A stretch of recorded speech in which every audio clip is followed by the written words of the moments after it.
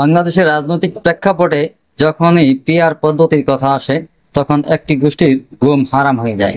কারণ এই পদ্ধতিতে জনগণের প্রকৃত ভোটের প্রতিফলন ঘটে, আর সেই সত্য গোষ্ঠীগুলোর জন্য ভয়ের কারণ। এক শ্রেণীর ক্ষমতা প্রেমিকরা আজকে দেশের দিকে, দেশের স্বার্থের ব্যাপারে নজর না রেখে দেশকে সুন্দর করার পরিবর্তে আজকে তারা কিভাবে ক্ষমতায় যাবে, কেমন জানি গ্রামে একটা কথা আছে, অর্ধেক পাগল এখন ফুল পাগল হয়ে গেছে। তারা জানে আর জালিয়াতি, কারচুপি বা একতরফা ভোটে ক্ষমতায় থাকা সম্ভব নয়। পিআর পদ্ধতি মানেই স্বচ্ছতা, সমতা আর গণতন্ত্রের আসল চেহারা।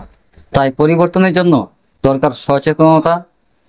আপনার মতামত জানাতে ভুলবেন না এবং সত্য জানার জন্য আমাদের সঙ্গে থাকুন।